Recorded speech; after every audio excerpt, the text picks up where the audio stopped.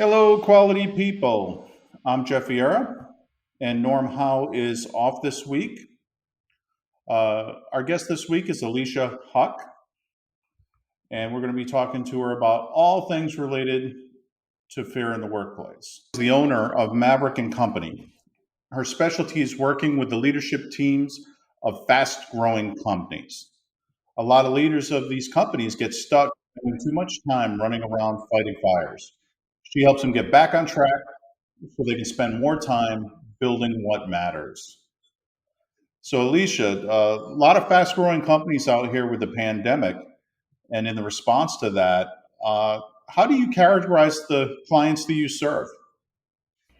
Well, first, Jeff, it's nice to be here. I'm a big fan. I was listening to some back episodes and I love the breadth that you guys cover. It goes pretty wide and pretty deep, which I think is really cool. Um, yeah, for me, my specialty is typically they're going to be companies between 5 and about 75 million, which sounds like a lot, right? But we all sort of define big as something different. And typically, what I see is that about the time they're ready to bring on their first CFO, so my people tend to be companies that are privately owned, closely held, and they grow organically, right? People are working really hard, and then one day it's big, and everything sort of starts busting loose at the seams. And so that's about the time they get their first CFO, and that's about the time they need someone like me to help them sort out why everything they've been doing that worked so well has kind of stopped working, and in some cases just works in exactly the opposite direction, makes things worse instead of better. Wow. Since this program is all about fear and how we respond to it, is that a scary transition for your clients? It is because it's it's partly external, right? They're making more money than they've ever made, but they're sort of losing touch with everything. So they're also spending more than they've ever spent. You don't know if that's okay. Everybody wants you to hire more people, spend more money, work harder, but no matter what you do, it doesn't actually solve the problem. So you really it's kind of like when you're out in a lake, right? And you wander far enough from shore that you can't touch the bottom anymore. And if you drift a little bit and then you lose sight of the shore for some reason, it's really scary and disorienting. So then fear starts to drive a lot of the choices. And one owner said to me, it's not like you can shrink at that point, right? You can't just hit the reverse button and go back. Now you've got a whole bunch more people and mouths to feed and people you're responsible to and for. It's a really, really hard space that I don't think a lot of employees at least get a good glimpse of. Owners usually kind of suffer in silence about it. Yeah, when we were talking to Calvin Williams, he had a really interesting perspective on it. He's an entrepreneur. He went from having a pretty stable job that he was doing great at, large company, and then he decided that he needed to get out on his own. And so we asked him, how did you handle the fear associated with that transition? And he said, well, really, I was more afraid to stay where I was. And I wonder if some of your clients feel the same, is that you feel like you need to grow, grow, grow, or maybe you're not going to be able to stay around. Yeah, I think for a lot of them, they're pretty purpose driven, right? A lot of them come from some other kind of company or job, and they feel like if they start their own company, they can take care of employees better, they can do a better job with clients. And I think they're just working to keep, there's that awkward place where you're working to keep the bills paid, and then you accidentally sell too much. So now you got to grow bigger to service what you sold, but now you're bigger, so you got to sell more. So it's sort of a self-fulfilling prophecy. It's a thing that keeps snowballing up until you start to see the breakdowns where you can't deliver what you said you were going to. So now you have clients that are upset, or you can't find the, especially right now, right? So many people can't find good talent. So how do you even service what you've got? And you've already got those bills to pay, right? Once you increase the amount of real estate you're taking up in your office, that's a bill that just keeps coming. So it's a really difficult thing for people. Size and growth is hard to manage no matter what, but man, once you start getting big, it gets even trickier, I think. Mm. Does the people aspect of that come into play too? When we were talking to Patrick Rogan a few weeks ago, he had emphasized that a lot of people get to a point in their career where now they've got to start dealing more with people issues and less with operational issues. And that can be scary in some cases. Is Pat the HR guy? Do I remember that right? Yes. Yeah, love that guy, right? Um, The hard thing is when you're smaller, what most people are doing is managing by touch and by personality, right? So if you're a charismatic, hardworking, fast moving, fast thinking entrepreneur, you can keep people sort of, it's like with your kids, right? You can kind of keep them under control. You bring a babysitter in and tell the babysitter what to do, and now that's a different ball game. And how does the babysitter actually reinforce the norms, right? Do they actually keep control? Do they do it in the same way that you do? So when you're a smaller company, a lot of leaders are operating by force of personality, and they're managing by touch. They have a personal relationship with almost everybody that works for them, and people are hesitant to cross them or go against them, right? Because that's the expert and that's the boss. You get really big and now you've got people issues. It's not that they weren't there before, it's just that you've grown past your capacity to manage them the way that you're used to managing them.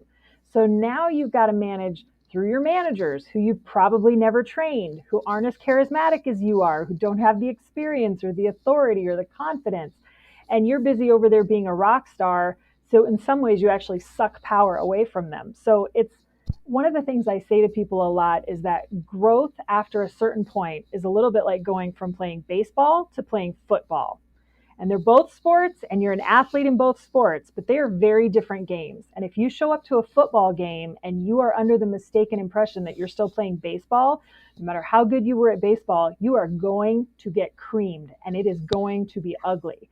So you really have to realize that bigger is just completely different. And once you cross that threshold, you're playing a whole different game with a whole different set of rules, and you need new skills and structures in order to keep winning.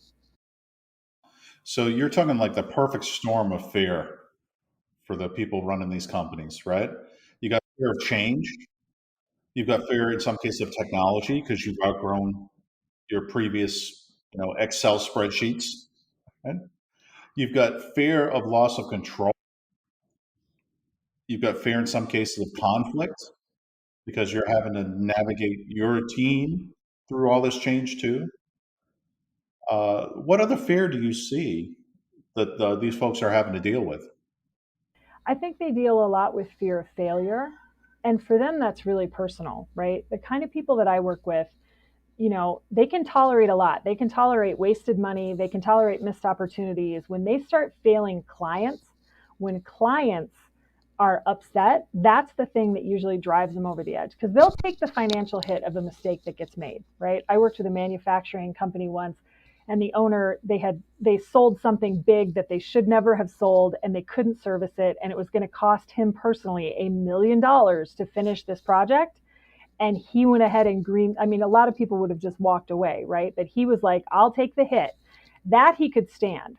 Getting complaint calls from customers because he let them down because he didn't deliver on time or he didn't deliver quality, that was brutal. So I think for them it's just a lot more personal, right? It's a fear about, I'm not the person that I said I was, I'm not living with integrity, I'm not representing my name well, all those things. It's a personal thing, right? It's not just numbers on a spreadsheet to them. It's a real like fundamental, I screwed up, I'm not the person I'm supposed to be, and I don't know how to fix it.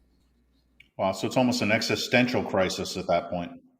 For sure it can be, right? And when all the rules of the game have changed, but nobody told you they're different, right? Like a lot of managers can identify with that. You get promoted, you get praised for being good at doing your job, right? We promote super doers. That's our culture. If you're really good at getting a lot of stuff done, you're going to end up in management at some point. But when you become a manager, your job is to get things done through other people, except nobody ever tells you that. So then you just try really, really hard. You run even faster, and it just gets worse, right? And a lot of people flunk out and don't make it. I mean, you see that a ton with sales managers because they don't know how to manage people. They know how to sell. It's not the same thing. What a great point. And I wonder if that's behind some of the transitions these companies go through where the owners just decide to sell, start up something entirely new, get that small entrepreneurial feeling back. It definitely is part of it. I worked with a commercial roofing company here in Colorado, female owned, right? This is somebody who had to claw her way into the business. It took her many months and different conversations to get the former owner to even sell to her because she was a woman. She She was wildly successful for a whole lot of years, but didn't have someone to turn the business over to. So she's got all kinds of employees. The business is doing millions of dollars a year in profitable revenue. She's taking great care of customers. And her first instinct was to shut the doors. I met her because a different business advisor had kind of said, hang on, you can't just give this up. You've got to actually do something with it, right? But the truth is when you're one of those strong, charismatic people, right? And a lot of the entrepreneurs that we work with, you are that, right? They think faster, they move, all those things. It's really hard to replace yourself because there's nobody else that's quite like you. And if you find someone that is like you, odds are good they went and started their own company. So that transition from it runs because I'm a particular kind of engine with a particular kind of skill set, and now I have to give it away to somebody else. Like one of the things I tell owners a lot, especially really, innovative people, is that the person that invents a heart valve is not the same person that should run the manufacturing plant that makes the heart valve. And a lot of entrepreneurs are these Han Solo types, right? They don't care about the odds. Give me a gun, give me a target. I'll go let it rip, right? Which is great.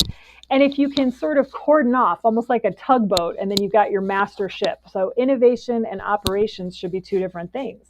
And I think that's really critical, especially when you talk about fear in the workplace. And if you want the workplace to be fearless, you want your people to really be bold and take great action in service of your mission, then you got to think about the structures around them. And too often we mush together whatever the leader needs with whatever their people need. And those are two very different things, because one of them is out there trying to invent the next heart valve, and then you've got a bunch of people responsible for execution. I got referred to a company, and they're building this really cool AI software, and so interesting, and it writes its own code. But they've got that super innovative visionary entrepreneur, and then they have a bunch of operational people who are trying to onboard hundreds of software developers and designers and all these other folks. The visionary doesn't want structure, doesn't need structure, doesn't like structure, right? That's not what the rest of his enterprise needs. And the truth is that structure makes good people brave. So if you give them some parameters, right? We all love freedom, especially in this country, right? We're all about the freedom, all about the freedom. But the truth is, too much freedom can really sink the ship. Like, too much freedom actually creates paralysis for most people, because they don't actually know where the lines are. So they don't even know which rules to break. They get paralyzed. They don't move at all. If you give them good structure and teach them, here's the mission, here's your parameters, here's the rules of the game, they'll be more creative and they will take bolder action, which is really counterintuitive for most of us. So, given that entrepreneurs and owners, they tend to be pretty fearless people, even in the face of all this stuff, they're trying to persevere, right? So, how can the leader get his people or her people, right, to have some of that fearlessness? You talked about structure. What else can they do that will help make their folks take heart and be more courageous? Yeah, I think there's some really simple, practical things that they can do. One of them would be, you want to think about how much confusion is present. So confusion invites conflict and it slows everything down. And we all think we're being clearer than we actually are, right? If you've ever seen, there's a great book called First Break All the Rules, which is a ton of really nerdy research into what people want at work and what makes a good manager and what makes a bad one.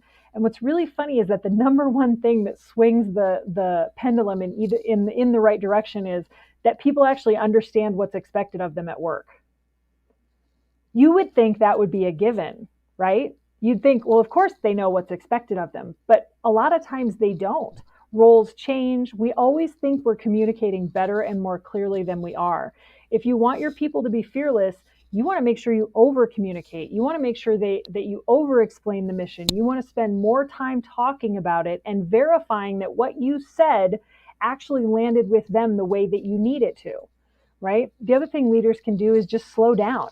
I worked with one of my favorite leaders, is a brilliant CFO, and her team would always laugh. We were talking about how she'd been doing, and they said, well, we were at a meeting a couple of weeks ago, and she got up and she left the room, and we kind of hung out and waited, and she didn't come back, and we thought that was weird, but 5 minutes go by, and 10 minutes go by, and 15 minutes go by.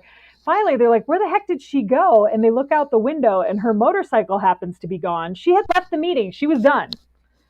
She left so abruptly that nobody even knew that she was done, right? And I used to joke with her, I called her 42. And I said, when you talk to people, all you do is yell, like you poke your head in the room, you yell 42, and then you run away. But your team needs 1 through 41. They at least need something in the middle between 1 and 42. And so in her mind, she had explained herself clearly, right? But they don't know what to do. So then what they're going to do is they're going to either take action on their own. It's not going to align with what you wanted. So then you're going to be upset with them about that. Or they're just going to wait until they can get more clarity from you. So you want to remember that when you move too fast, what you do is create paralyzed, expensive minions who are all just going to sit and wait until you come back and tell them what they should do. And then the third thing I think leaders can do that really makes a difference is you want to pay attention to the kind of runway that your people need. So some of us are very action oriented. And if you're an entrepreneur, you're probably very, very action oriented. But, I've worked, for example, in a lot of engineering firms, and they need a longer runway. They're more linear. Their comfort zone just includes knowing more steps and more of what's going to happen. And so if you're not providing that, you're making it really difficult. So you want to think about what the culture is that you have in your organization and how long of a runway your people need. Not how long of a runway you need or what you feel comfortable with, but how long of a runway they actually need, and then provide that as much as possible, or at least acknowledge when you're not able to. Because a lot of times if you can't give them that thing that they inherently want or they're more comfortable with, they can get on board, but it doesn't work to just pretend like they don't need it and keep running down the road. When you're talking about the kind of sitting around waiting, the minions approach to things, boy, that reminds me of something that the lean practitioners run into all the time, right? And they call it the Sheila box. And it came out of engagement where it was a small company similar to some of the ones that you work with. They'd grown up over time. And one of the people who worked at the company, a member of the owner's family, she had kind of a tight control on all the office stuff. And her name was Sheila. And so whenever they were drawing the value stream maps, they had what they called the Sheila box. And it was just a rectangle that said Sheila. And all the decisions had to come through the Sheila box, right? So if Sheila was sick, nothing moved. Everyone just waited. If Sheila was on vacation, nothing moved. Everyone waited. And so the Sheila box is a classic kind of cautionary tale that we tell each other for the reasons that you noted. Oh, I love that example. And I mean, how awful is it to be Sheila, right? Because she's probably thinking, I'm working my butt off to make everything work, right? And that, we call that the rock stars paradox, where if you have people who perform too well, right? Or sometimes we joke that it's the Superman problem. Like Superman can write, or Superwoman can write more parking tickets faster than anybody else on the planet. But that's not a good use of a superhero. And how does Aquaman feel? Right? Aquaman can talk to fish. Oh, God. My aunt can talk to fish. So Superman saves the earth many times over, and the Aquaman just talks to fish. Yeah, there's a joke on Big Bang Theory about, all the fish and, there's things that fish do in the water that you wouldn't want to be standing next to if you were an Aquaman. So definitely the most beat up upon of all the superheroes that I can think of. Oh my goodness. Well, so given that point, what is the kryptonite that a leader introduces in the organization unintentionally? So you talked about 42. Yep. What are the behaviors that unintentionally increase fair in the workplace? Oh, I love that question, because sometimes the things that we think are the smartest are actually the things that are killing us, right? So I would say there's a couple of big examples that I tell leaders to watch out for. The first one is open door policies, which is weird because we're all told that open door policies are so smart and such an important way to lead. But what I have found is that as soon as a leader opens the door and announces they have an open door policy, they assume that the job is done. And that's the kryptonite. That's the deadly thing. Like, the job isn't actually done. Just opening the door doesn't make a difference, because we all know that there are plenty of people in an organization. We've all sat in that meeting, right? Where there's one or two people that never talk. They never talk unless you drag it out of them. And I always joke that silent people are my secret weapon because all I have to do is figure out who doesn't speak and ask them what's going on. And they always know, they always have an accurate description of the problem. They almost always know what the solution is. And then I walk away looking like a hero because I was smart enough to ask the question. So the open door problem, the opposite of that is you got to go check with people. And that's the thing I think leaders don't do enough of. We're not intentional enough about reaching out to the people that don't always speak up, right? Because the people who are loud, and by the way, I'm a loud person. I'm always talking in meetings, whether I'm running it or not. You can't shut me up, right? You don't have to wonder what I'm thinking because I'm always looking for a way to tell you. It's the people that aren't like me that if we don't reach out to them, if we don't make sure, and a lot of us are, I would put myself in this category, I'm pretty intense. So I have to make sure that people know that I'm inviting their feedback, that I'm inviting a criticism, that I welcome them to tell me that problem. And that's not going to happen because I said it one time. That's something I've got to make sure I actively manage and spend time doing and reinforcing. I've got to praise it in public, right? So one, I think an open door policy is really the kryptonite. And then the second one is whatever we try to manage for people, that should really belong to them. And I'll explain what I mean. So I work with a group and they are in healthcare. And we were having a meeting with all the regional supervisors and leaders, and they have all these location people. And the question was, what do we need to focus on this year? What should our priorities as a leadership team be? And one of the regional directors raises their hand and she says, COVID's been really hard, especially in the healthcare field, right? She said, our people are exhausted. We've got to fill their cup. And man, that sounds like a good idea, right? We should fill their cup. We should, as leaders, try to reinforce, try to refill and nourish and replenish. But that's a death knell if you're in an organization. And I looked at her and I said, here's the thing though. If we fill their cup will never get full. What we should be doing as a leadership team is training them to fill their own cup. Like a lot of times as well-meaning leaders, we take things from people that should belong to them. We try to solve problems that they created, that they're more than capable of solving. And we think we're doing them a service like we're the only smart people on the planet. But the truth is, you don't want to deny people the privilege and the gift that it is to dig their way out of a hole that they themselves created. Doesn't mean you should leave them on their own, but you want to support them in getting better, getting smarter, getting through the problem. A really simple rule for leaders is just ask them first. Like if there's an issue, ask them what they see, ask them what they think the solution is before you jump in with yours. When you're in a meeting, let your people run the meeting. I caught myself making this mistake a couple of weeks ago. Like I'm running all the meetings and then I thought, what am I paying people for? I shift to having them run the meetings and now I'm there to serve them. They have more authority, they have more credibility, they have more control, they're way happier, and so am I, because P.S. I run too many meetings, I'm sick of it. So if we can make sure that we're not trying to do things for people that rightly should and could belong to them, right? We can always see it when our boss does it to us. We don't see it when we do it to the people who report to us. Boy, that is so true. One of the aspects that we talk about on the show a lot of times is workplace design. And what you're talking about with regard to the open door policy is an interesting example of that. Because what it says to people is, you need to come to me to get anything done. So my door's open, but you've got to cross that threshold. You got to find a good time when I'm not grumpy, when I'm not involved in something more intense. But you're going to come up those stairs and you're going to come to my territory and then tell me what's going on. And so the only people that are going to do that are the people who you would have to Katie bar the door to keep them up. Exactly. And it Right? ignores the power dynamic, right? You maybe don't feel comfortable approaching a vice president or a president of a company. That might not work for you. That might not be in your wheelhouse.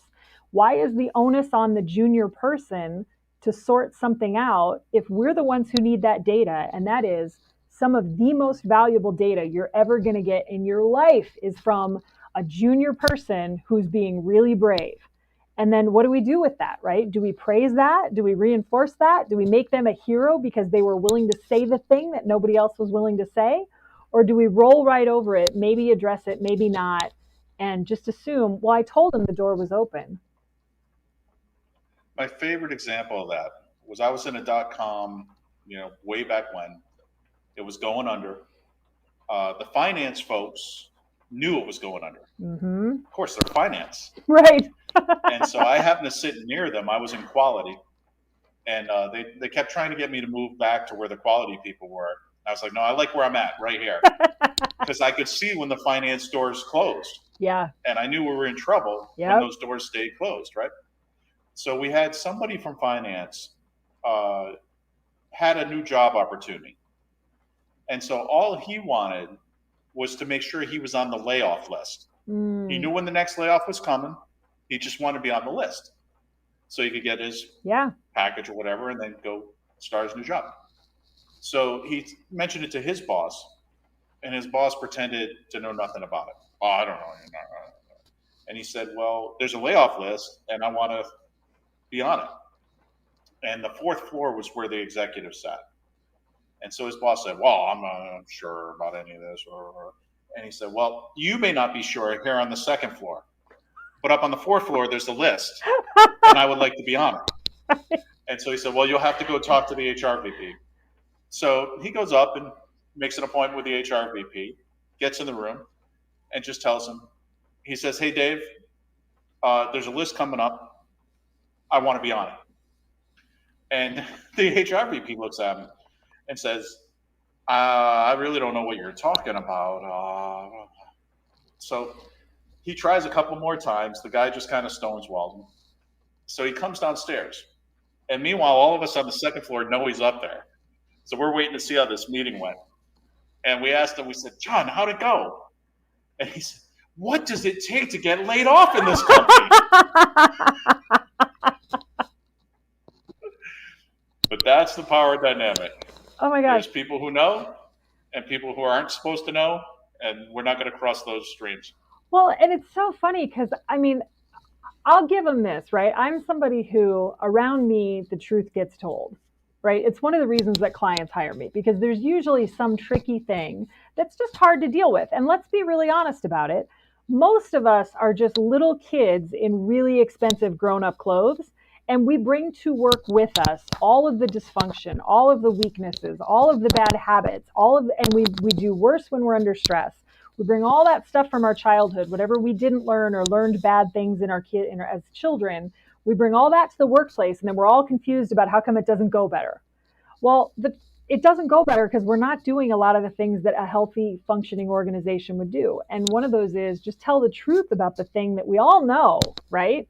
So when I come in, there's something about my personality. I don't know if it's like a bartender gene that maybe got passed down in my family, but people like to say the thing that nobody's saying. And I'm very neutral and very pragmatic. So I'm sort of like, well, it's not working because you're all jerks and you didn't try and you did this. But it's fine. We'll fix it, right? It's not a big deal. We'll get that sorted. But sometimes leaders will say, well, gosh, I just, I don't know if they're aware, right, of the tension or that layoffs are coming. And I'm like, okay, everybody's aware. If it's a problem, it's not a mystery, especially if it's, frustration between two groups in the building. If that exists, everybody's aware. And if they're not aware, you should fire them because they're too stupid to work here. Like they're not paying enough attention. They don't have enough situational awareness. But it's crazy the things that we do. We think we're protecting people. And sometimes we just don't know how to say the hard thing. But the truth is, a lot of times if you just say, hey, this is a hard conversation, I'm not sure how to have it, but I think it's really important that we have it. So can I talk to you about this and just acknowledge that it's probably going to be a little crunchy at times. I mean, sometimes that's all that's missing in order to have somebody be a little braver and say the thing. And we're all so relieved, right? We all love the brave person. We're all so grateful when even if it doesn't go particularly well, right? We're also grateful that somebody just said it. And so I think it's really important that leaders learn and build a culture of candor that we have to practice. I've been reading, the Netflix book. I don't know if you picked that one up yet, No Rules, but they talk specifically about how they built a culture of candor. Same thing with the Pixar book about the Pixar group, Creativity Inc. And that's not something we're good at as human beings, right? We're good at lying. If you look at little kids, there's this cute phase, right, where they learn to lie and they're really bad at it. So we teach a certain level of deception as sort of a social grease in order to have really, and I focus a lot with teams on how to not just be a good organization or a surviving one, but a high performing one. You have to be really good at telling the truth. You have to train people how to get brave. You have to give them language for what to, like, what code do I give you that indicates that I'm gonna say something really brave. You got to practice that. You got to model that. You got to praise that. And if you do all those things, you can get like another 5 degrees of candor. But every time you get more candor, you dramatically increase the odds of success in your enterprise, because most organizations aren't good at candor. They're pretending problems aren't there. They're pretending problem people aren't problem people, right? They're Most organizations are really, really scared. If you can get yours to be fearless, that's a huge strategic advantage. What a great point. I was part of a McKinsey and Company transformation a few years back. And McKinsey comes in, and one of their assumptions is that your culture is just kind of negative culture. Mm. And that part of your problem is that you're negative people, right? So they draw this thing up on a whiteboard, right, cartoons, and they show a line across the whiteboard. And above the line, they show sunshine and rainbows and everyone's smiling and happy. Everybody's below the line, 10 pounds lighter, right? Yes, and they eat whatever they want. Below the line, everyone's fat and miserable. And just sour pusses and storm clouds and everything else. Yeah. And they enforced, we want to be above the line. So be positive in responding to all this change, right? And so one of the people that was known for candor on the team, once we got into the McKinsey transformation, I just asked him how it was going. And he just thought for a minute, and he said, if you're not below the line around here, you're not really paying attention. Oh, that's awful. So, culture of candor. And this was a person who I had actually, I had a huge project. He was pretty early in his career, known for his blunt assessments of things. But he was also known to be a whiz at transportation. Mm-hmm. I'm not. And he would have candid conversations. Yep. And so I was like, this person is indispensable to me. Yes. Because I immediately made him the number 2 person on that effort. Mm-hmm. Because he could cover me in a couple ways. I could count on him to tell me the truth. Yep. And I could count on him to offer his technical skills on the transportation side, which was a blind spot for me. Yep. So I wonder, as you think about things that leaders do to kind of reduce that fear and anxiety and help out there, does having that kind of yin and yang approach to how you structure a team help at all?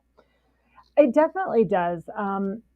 Different people have different tolerance levels for risk, for the truth being told, all of those different things. So you're always trying to figure out for individuals, how do you get them to do more of what you need them to do, right? How do we get the group as a culture to move in a different direction? But there's just a lot of good research and even anecdotal evidence that you just want to match skill sets, right? We kind of have this weird thing in our culture where we expect everybody to be pretty good at all of it, which is just silly, right? We don't do that in sports, right? We'd love somebody to be good at all of it. I just started watching the Derek Jeter special on ESPN about the captain, right? And Jeter's one of those rare people who is just really good at a whole lot of stuff, right? Offense and defense and the mental game and team development, all that stuff. But most people aren't really good at all of it. So I think as a leader, part of our job is to think through, is to think through what people are good at and how to balance them out with someone, right? You may have somebody who's pretty risk tolerant and they're hard charging and they're happy to tell the truth, but maybe their people skills are a little weak, right? I think of it like if you've ever seen the movie Saving Private Ryan, right? You have Tom Hanks' character and he's a little bit gentler and kind of calmer and all of that. And then you've got a hard charging sergeant who's the enforcer for him, right? So balancing that way makes a huge difference. But in general, one of the things I say to people is that you really want to focus on, you want to fire your trouble and promote your troublemakers.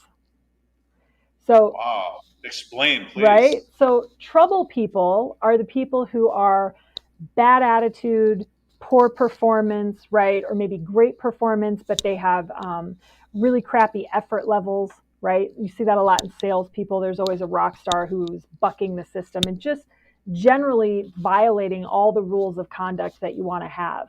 Troublemakers are kind of like your friend who's like, hey, if you're not below the line around here, it's you're not paying attention. Troublemakers are truth tellers, and they show you the problems that you've got that you may or may not be willing to acknowledge are there. So they're a pain in the butt because they're always like, no, no, no, it's also this.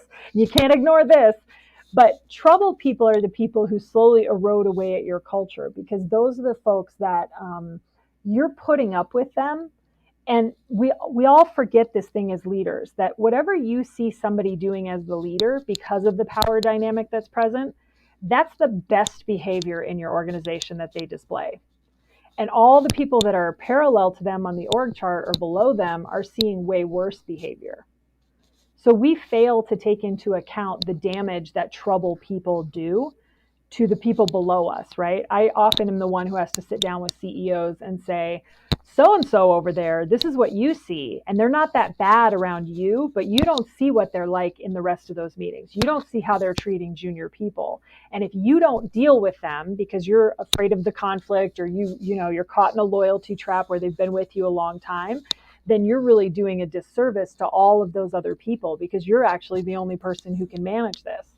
So as a general rule, you want to fire your trouble as fast as you possibly can, and you want to promote your troublemakers, because you want to have troublemakers around you, right? You want to have people who make you think twice and who pause and who bring up the yeah buts, but in a productive way, right? That's the difference. What you're saying resonates so much. I was just at a funeral for my old flight chief in the Air Force. I'm so sorry. Classic case of yin and yang. I was kind of the visionary and touchy-feely kind of person, and he was the super competent, very reserved kind of leader, right? So stable as the Rock of Gibraltar, right? And then I'd come in and I'd be all over the place, right? Especially, I was a young lieutenant, so it was even worse because I was so young. And so he put up with me for the year and a half or so we worked together. But on day one, I got to that flight, and I got an earful getting off the plane from a colonel who talked about how there were 10 miles of bad road. You need to fix this. This is before I even met anybody. So he was the first person I met, and I told him, boy, I heard some really concerning things from the colonel. This is going to be something. Right while we were talking, we had one of our troops got fuel in their eyes. So there's a fuel spill. He got splashed with jet fuel. So we have to race over to the hospital. Oh, wow. So he's there, young airman, his first time overseas. His wife's over with him. She's crying. She doesn't know what's going to happen. So we're there for him, visiting him for a while. We go back to the operations side, because I haven't seen anybody over there yet. Well, the second in command of the flight, who's the ops super, was there, and I just asked him point blank. I said, you got somebody in the hospital and you don't even go see how they're doing? And he said, if I went to the hospital every time somebody spilled some gas around here, I wouldn't get anything else done. So as we're leaving the room, I told the chief, I said, he's got to go. He's not going to fit it. It turned out that the chief was delighted, because he was trying to make some changes and not getting a lot of support on it. And so he saw the trouble, and it was impeding the flight's ability to be what they needed to be. So it wasn't only him. He had a couple of people that kind of aligned with him. And they both, through the wisdom of my chief, managed to get cushy assignments elsewhere. So then we had two very high-ranking positions to fill. And we could put people who were going to be troublemakers in them. Yep. And so we did, and things started to change. And we had one guy who was a young NCO. Every staff meeting, he would crucify me in the staff meeting. Just hard questions. Why are you doing this? This is dumb. This isn't going to work. And it got to the point that one of the senior NCOs just asked me, well, why do you put up with it? You don't have to put up with that. And my answer was, to your point, he has the ear of our airman. And if he stops telling me things, then it's not going to help me. And if he's asking it, right, somebody wants to know. Somebody wants to know. That's right. Oh, I love that. And so it worked out great. One of the tricks that we pulled was we had the most vocal of those airmen, the most critical of those airmen, we brought into the staff meeting. And every week he was with us, providing his perspective. And pretty soon he went back to the airmen and told them, hey, these guys aren't that bad. They call that the IKEA solution, where literally there's behavioral psychology research that if you put together part of it yourself, you value it much more than if you just bought something that was put together, right? So it's funny you mentioned that. I did that. I worked on the problem-solving courts up in South Dakota. These are like drug and DUI courts. They're the smartest thing we do in criminal justice, right? But we had a bunch of courts that weren't really following best practices because it was all pretty new. And we had some really vocal judges who were very, nope, they don't know. This is the way we do it. So we did the same thing. We picked the two orneriest people and we brought them into our pilot.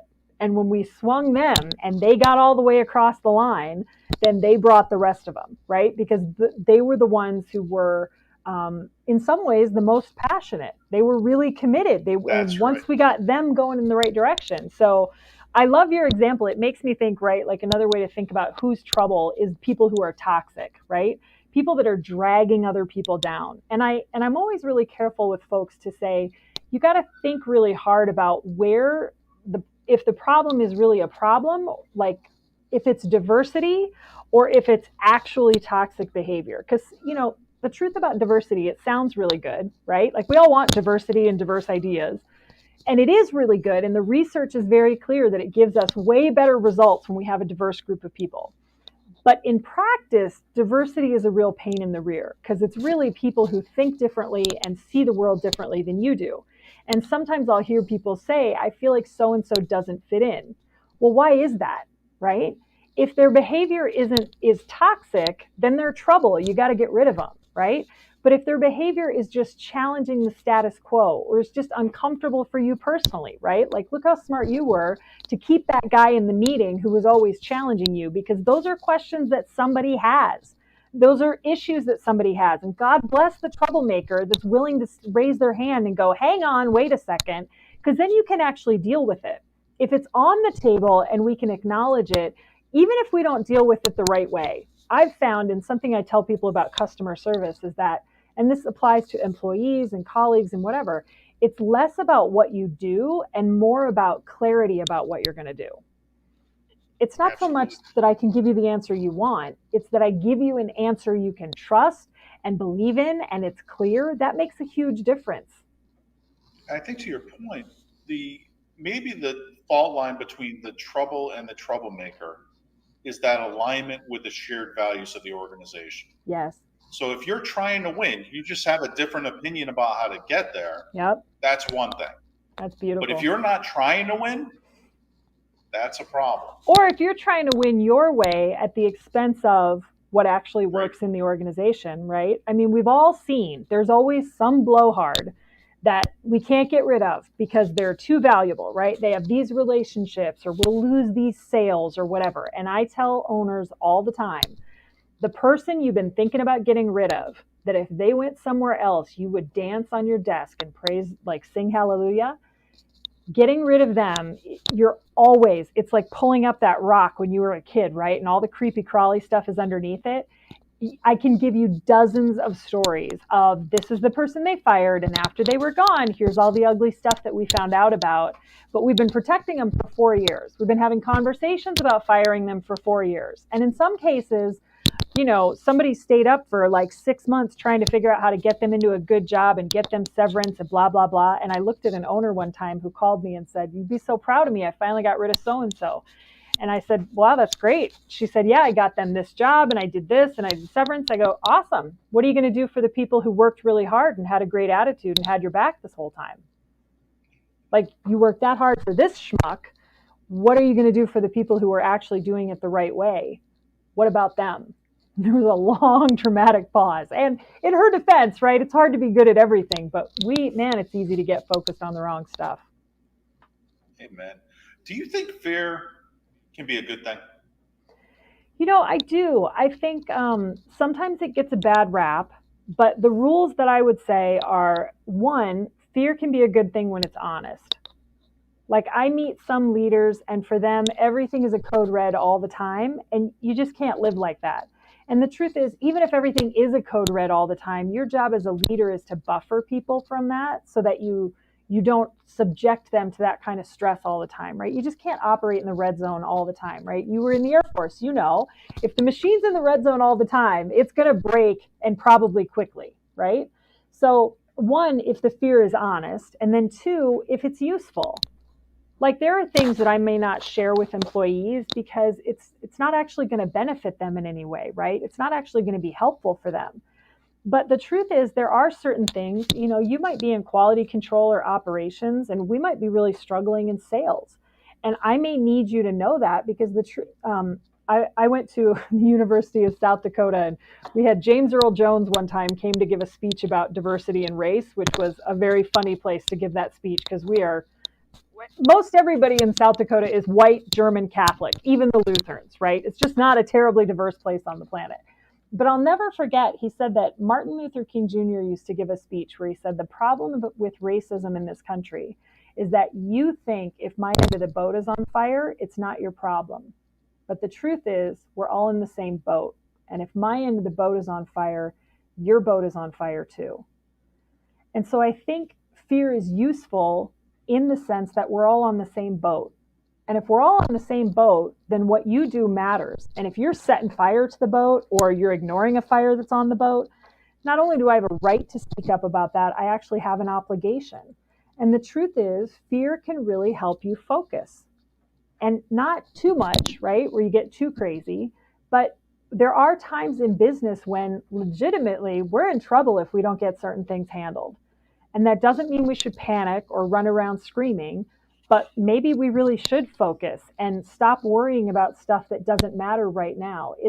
For me, it's a question of what is the context, and really a key job of a leader is to communicate context. So what is happening, why it's happening, and how I want you to behave. Because the truth is, context is king. It's the framework within which we make decisions. It's how we prioritize. It's where we put judgment. And if you leave it to people to make up their own context, I don't know if you've noticed lately, but people aren't necessarily real good at that. Or if they do, they don't make the most positive context. So as a leader, one of the best things we can do is help people put a framework around what is happening that helps direct our behavior. So we pick behaviors that are actually useful. And in all of those senses, I think fear is not necessarily a bad thing. It's a response to real signals in the environment. And the truth is, if the boat's on fire, you ought to be at least scared. Boy, a lot of wisdom there. Jan Griffiths in our very first podcast shared her perception of authentic leadership. Mm. And one of the things that she pointed to that may resonate with you as a positive use of fear is that when the fear is you should be afraid, it's not very productive. It doesn't work well in the workplace. Mm. When the fear is, hey, I'm afraid too. Yeah, that's great. Then it helps in the regard that you're vulnerable and you're authentic. Mm-hmm. And that can be a very positive development in the workplace and with leadership. I like that distinction, and it prevents you. I had a boss that would, end every sales meeting with, you don't want to be the low-hanging fruit at the end of the month. Like at the end of every sales meeting, he would threaten everybody with getting fired. And I was this, green little 22-year-old who'd grown up selling books door to door in this hyper positive environment. And I kept wanting to raise my hand and say, Jerry, you're supposed to end on a high note. And luckily I never did, because I think that would have been the very quick end to my career with that company. But yeah, threats, as it turns out, not typically super useful. And yet there's a whole body of corporate leadership. I used to work for an executive who had worked for Chainsaw Al Dunlap. And Chainsaw Al was, of course, the legendary turnaround executive who would come into companies that were badly failing and kind of sell off the assets. Yep. And this executive told me that when he started at that company, you didn't get a desk. What you got was a piece of a desk. Wow. And you had to earn your way to a desk. And then you had to earn your way to an office, to a computer, but everything was based on the value you delivered short term. Wow. And unfortunately, having the fire sale on the assets isn't necessarily the best thing for the company, the shareholders, certainly for the people impacted. But for a while there, that was viewed as great leadership, the willingness to make hard decisions regardless of what anyone thought about them. I think sometimes it's all on a spectrum, right? And we get paralyzed if nobody's, there was a while where it was all about collaboration, right? It was like, let's all sit in a circle and sing Kumbaya. And it's okay if we don't do anything for 10 months because we're going to just, it's okay if we don't do anything for 10 months because we all agree that we're not going to do the thing we don't want to do, right? So it's difficult because that's another form of toxic leadership when we don't do anything. And then you start craving somebody who's going to be like, just make any decision. I just don't want to sit around anymore. But I think, kind of returning to the point we were talking about earlier, most of us are little kids in really expensive grown-up clothing. And we bring those dysfunctions to the workplace. So you might be copying something you saw from a parent or a coach. That's a very authoritative model. I mean, if you think about it, how crazy is it that at work, you can have two adults making 6 figures worth of salary, and they're having a conversation where one of them feels like a parent and one of them feels like a child. Like, that's bananas, right? And we see that over and over and over because we don't understand what real leadership is. So we copy what we know, which is authority. I can make you because of X. I had a leader that I worked with. He ran a manufacturing company. He had 2 twin boys that were 16. And he kept on them to clean their room, and they would never, ever clean their room. And finally, he got really frustrated, and he said, boys, if your room isn't clean by Saturday morning, I'm going to help you clean your room. And they laughed him off and said, oh, sure, Dad, you're going to help us clean our room. And Saturday morning rolled around, and the room is still not clean.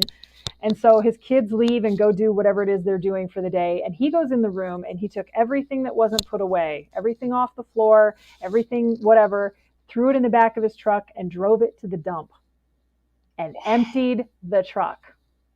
This was hardcore. This is what you would call a nuclear option, right? And the kids come back that night and the rooms are clean because all the stuff is gone. And now there's no more problem with people cleaning rooms, right? I don't know how many thousands of dollars of stuff he trashed, but that is an option if you have enough authority, right? But I think sometimes leaders are doing that kind of harsh, crazy stuff because they actually don't know a better way. And then at the opposite end of the spectrum, you have people who are avoiding being decisive or telling somebody no or policing a bad actor in the environment, the troublemaker, right, or the trouble person, because they don't want to be too harsh, right? They don't want to be like their dad or they don't want to be like that coach. And so they're avoiding that, right? And at the end of the day, what we should all be doing is thinking about how do we get healthier, more adult, more professional behaviors into the workplace. And part of that is we should start having conversations about where these older behaviors are coming from and what works better. I mean, if you actually sit people down and explain the thing about parents and children, even that starts to create a new level of awareness, right? Why am I talking to you like you're 7 years old and I want to make you feel guilty and ashamed about the missed deadline? What we really want is just to figure out what's going to get us to real deadlines in the future. It's a little wacky, the stuff that we do, but it creates a lot of job security for people like me who come in and solve those problems. So Alecia, last question for you tonight. What's the best piece of advice you would give to a leader who wants to have a fearless workplace? I would say talk to your people. And I know that sounds really simplistic, right? But if you have questions about how they're feeling about stuff, ask them, how are you feeling about this? If you have something you want to make sure that they know, ask them if they know it. like sometimes we actually just make it really too hard because work is work and it's professional and all of those things, but it's also social. And if you're a human being, odds are good you've talked to one or two other human beings on the planet at some point in your life, right? Like as a really extreme example, a lot of us, they just launched the National Suicide Hotline, which I'll give a plug to. It's 988, which is just a good number to know and pass around.